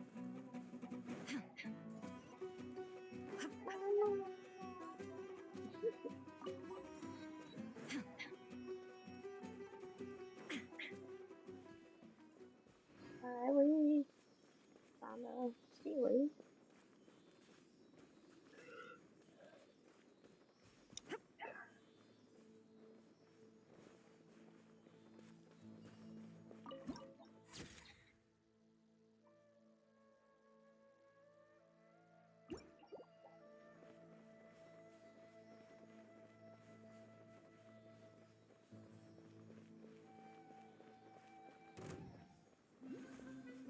What now? Illusion shattered. Oh, for God's sake. It's like every time they just see me, they're like, ugh, it's a threat. I'm like, no, I'm just walking by. I'm just walking by. Good lord.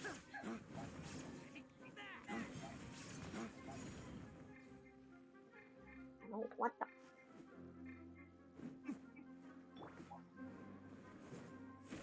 There is no escape. Rain outlines your fate. Alright. So that was something. I hope we find long-lost ancient literature. No. Is this the place? It's in terrible shape. And there's monsters!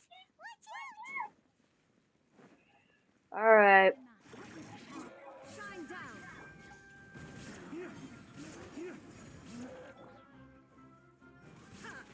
Now you shall perish.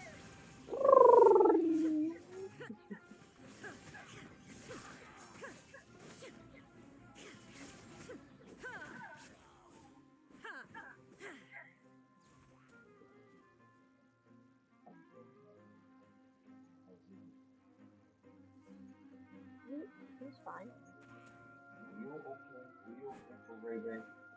There is no escape.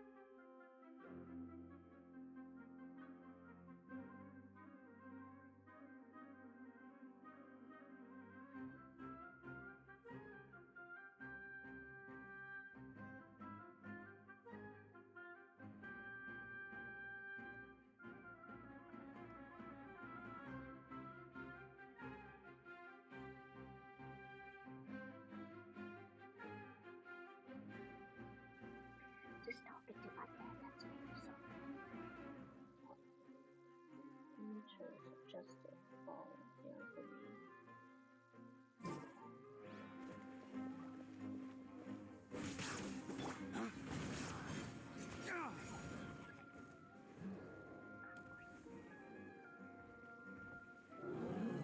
Dawn, break forth!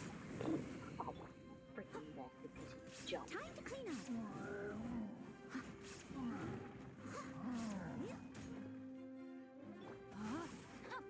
No, my sword. Rim cutter, shine down. Torn to oblivion.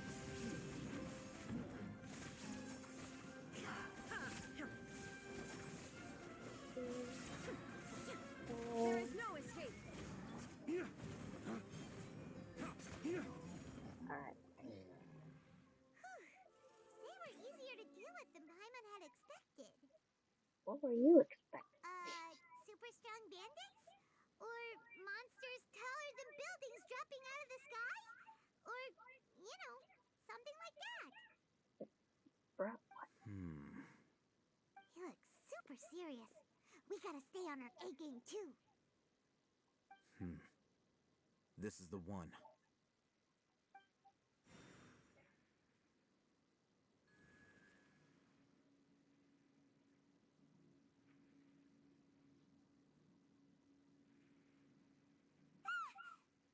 Let's go in and take a look.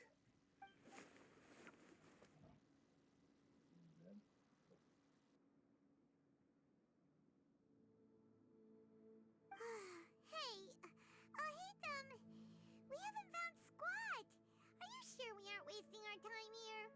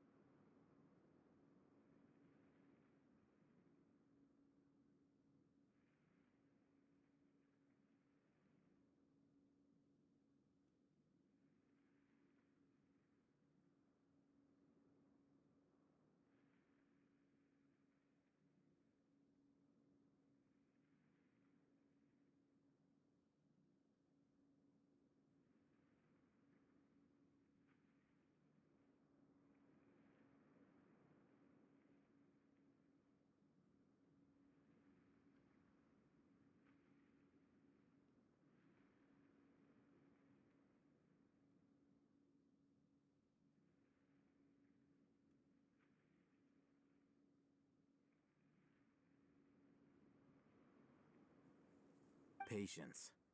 Shawnee says she only hears the crying at night. We have time to burn. Until then, I'm taking a break. And just like that, he sits down. Wait, he even brought a book to read? What are you reading? Let Paimon see. Okay, sure. Huh? The natural position, which is the positional propensity of an entity in natural motion in contrast with an object in forced motion? Huh? When free from external influences, every entity displays the tendency to follow its natural trajectory?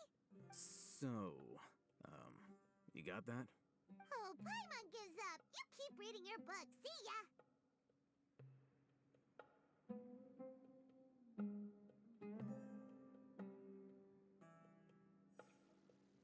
So my dad came in and he wanted to see what this game was about.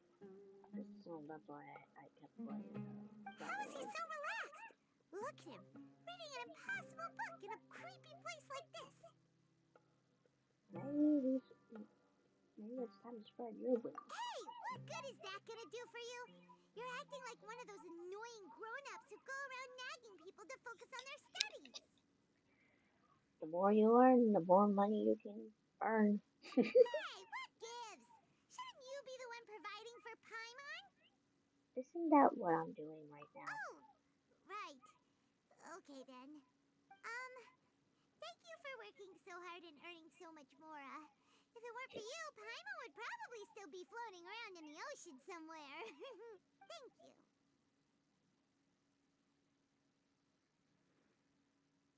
You're welcome.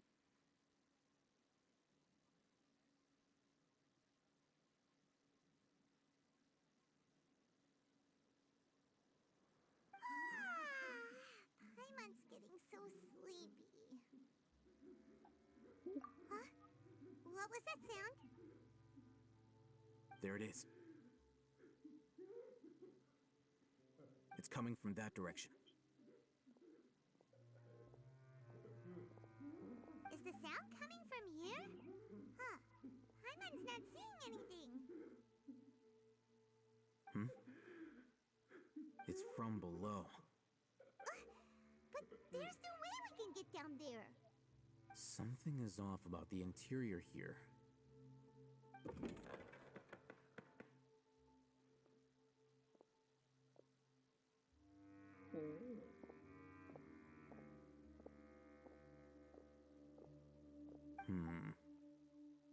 As I thought, there's a hidden structure. Wow. It's like they tucked another hospital into this one. Oh, it looks like there are other mechanisms around here.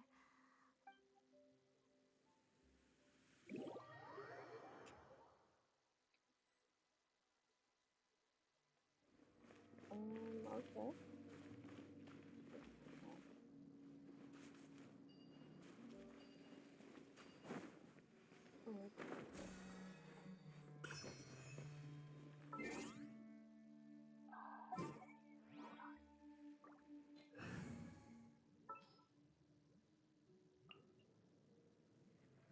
There's still a long road ahead. Okay. Why are people trying to propagate?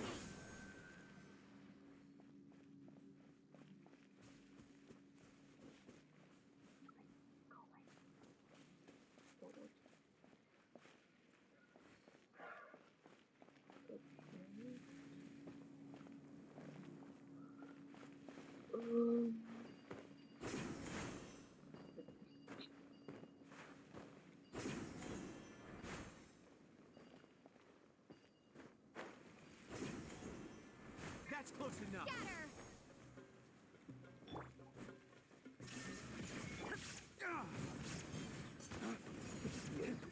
Rain outlines your fate. Know my sword. Witness.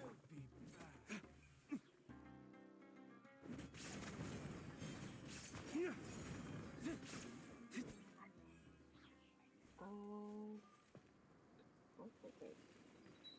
Anything useful?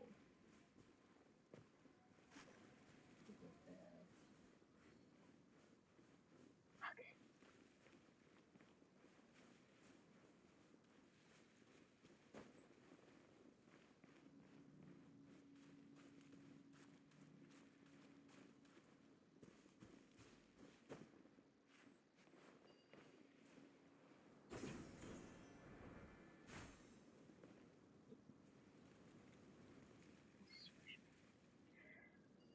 Okay, so one is that one. So what could that one be?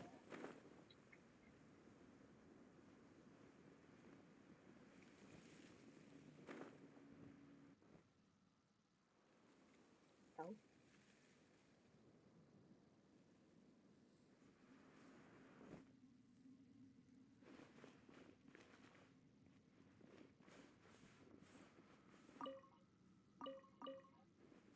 Alright.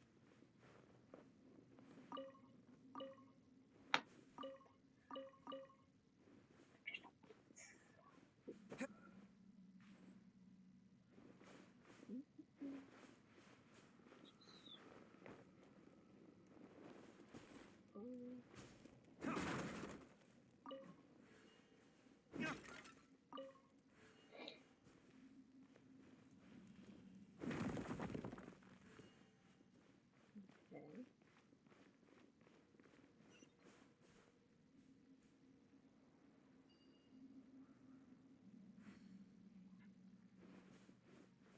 Interesting. We're not supposed to go this way.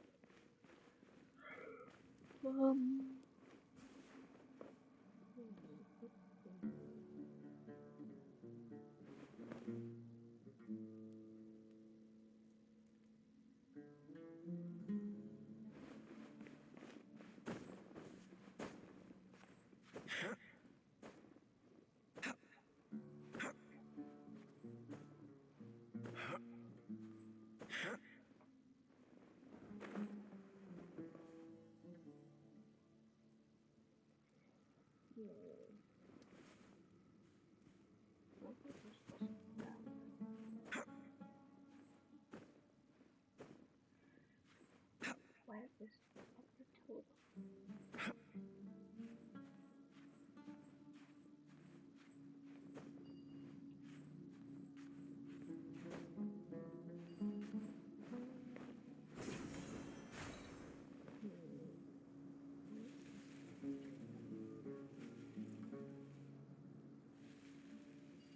Because we found one, but that one's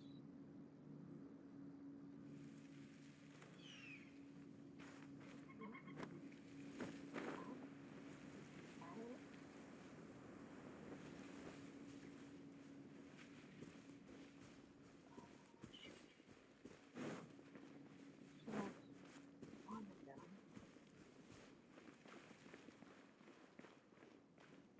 Oh, wait, how do we like that? Rain outlines your fate.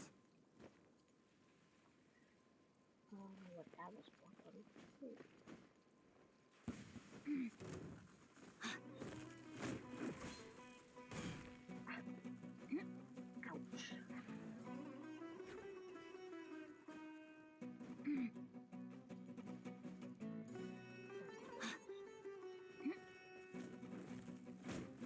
Ouch. Rain outlines your fate. Flames, purge!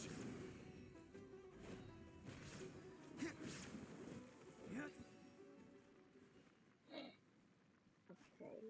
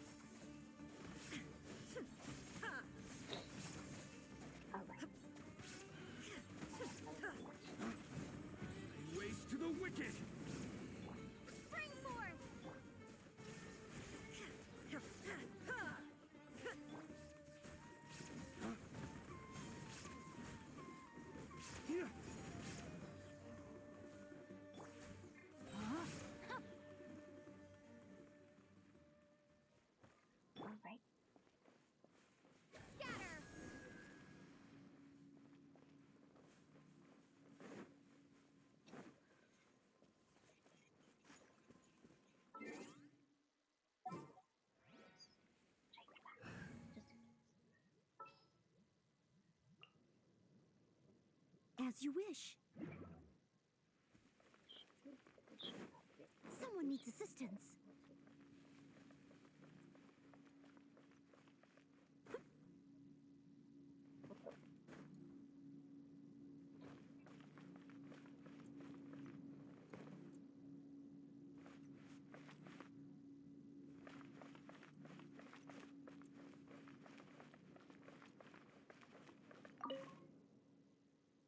In case of emergency, contact local physician.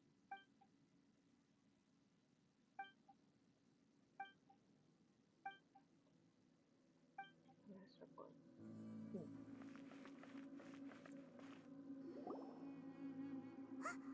Look! There's someone over there! Careful. Good idea.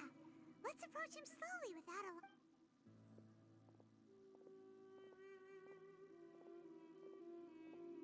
Wait.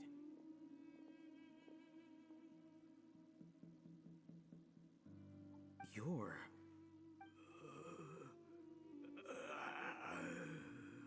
He can't speak, and his eyes are unfocused.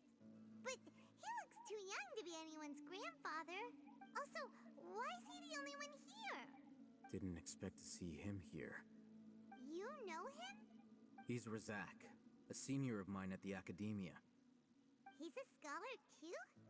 Is he the kind that holes up in a forest and mumbles stuff about training? No. And that's the problem. Razak was never involved in any of those things. He never trained in the forest, let alone reach Satyavada life. How did he come? Leaving that question aside for the moment, him being here alone means that we might be too late. Looks like they've already taken everyone away. For whatever reason, they left Razak here. Perhaps they simply didn't have time to come back for him. There are drag marks on the ground. They're clearer by the doorway. Someone was forcefully drawing a cart that was loaded with something heavy. Loaded with people? That is one possibility. It looks like they were in a hurry, as if they were afraid of being caught. In their haste, they failed to notice Razak hiding in a corner. The symptoms are identical. Looks like we found living proof. Huh? Why do you say that? Allow me to jog your memory. Recall your time at Port Ormos. Don't you think his symptoms look familiar?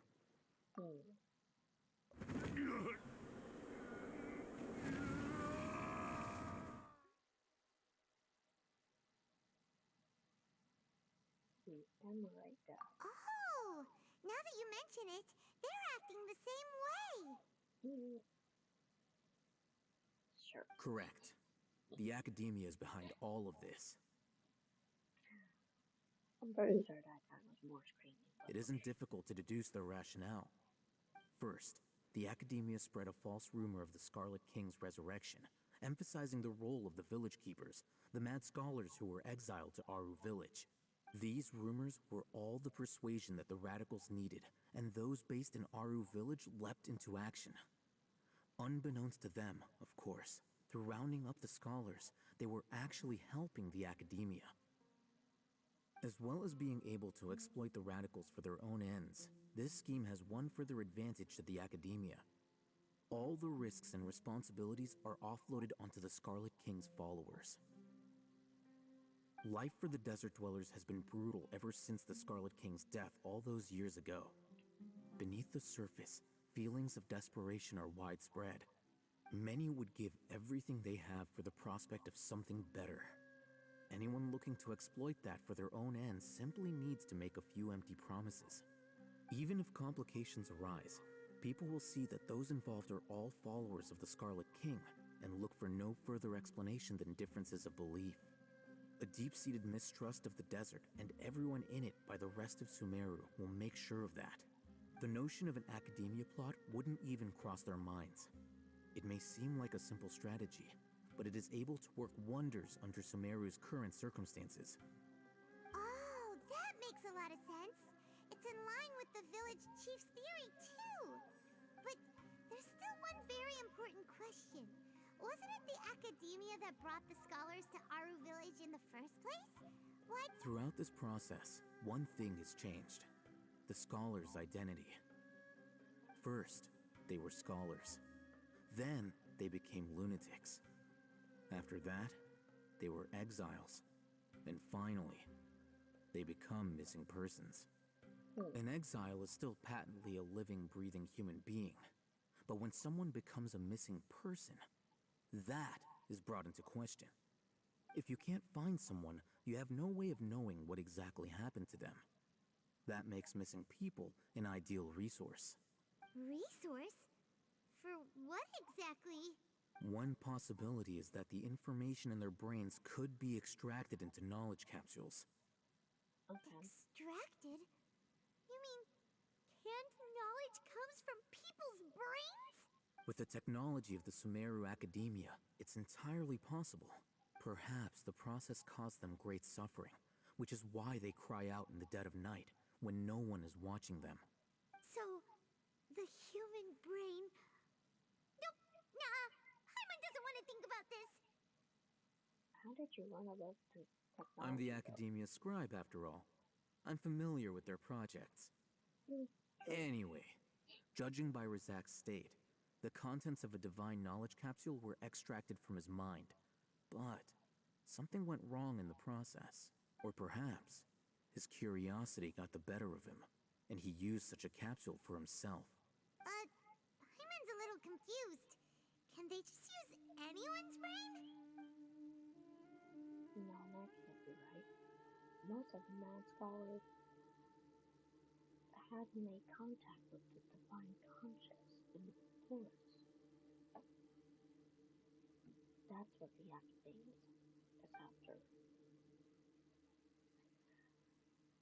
It's also safe to assume that this knowledge has something to do with the Fatui, the doctor, and also the Volunteer. They're using divine knowledge capsule to turn the Volunteer into a god. The look on your face tells me you've realized the answer. So the academia needs people to be exposed to the divine consciousness. That's right. To some scholars, gaining knowledge about the gods is their entire life's pursuit. Extracting canned knowledge is just one of the extreme measures they turn to. However, I can't help but wonder, what do they seek to gain from divine knowledge? The academia is going out of their way to look for forbidden knowledge, but what is their ultimate goal? I've spent quite some time trying to analyze the contents of the divine knowledge capsule, but to no avail. It seems... You mean you're not even slightly interested in getting your hands on this forbidden stuff? All scholars seek to expand the horizons of knowledge, but I'm not particularly interested in gods, so I don't share their degree of zealotry. Extracting information from people as if they were lifeless objects? If this is the direction of academic progress, then the academia may as well shut its doors. Sounds like you're really against all this. Of course. The academia's actions run contrary to their rules. Whether it be academics or knowledge, everything has its boundaries. If those lines are crossed, the rules and order that govern everything in the world will be destroyed. This matter needs to be corrected, just like fixing a typo in a book. Wait, didn't you step in to help because you felt sympathy for those poor people? Not to be callous, but no. My criteria are a little more restrictive than that. There is no shortage of suffering in Sumeru, and the same can be said for the rest of Teyvat as well. What do you plan to do about that? Save every last person? Probably not. Paimon's not sure. But your motives are more specific and personal. You can say that. Simply put, I don't blindly place my faith into strength or heroism. I do what I want. The divine knowledge capsule is something I want to investigate in full. That doesn't mean I'm willing to take action for the sake of a few strangers. How you reject that notion of greater moral responsibility. it just justifies his actions because they are true to they are they are true to his personal motives. Someone like him might actually make for a better outcome. Paimon's been wanting to say this for a while. There are a lot of bad guys in the academia, but you're not one of them. You're their weirdo. You're probably right. Though I must say, I quite enjoy this feeling of being the odd one out. Uniqueness is also an asset, is it not? Wow, that's a great way to think about it. Paimon's really impressed. If only Miss Shani had a similar mindset, her life would definitely be a lot easier. I'm just a more likable person than her in general. There's nothing more to it than that.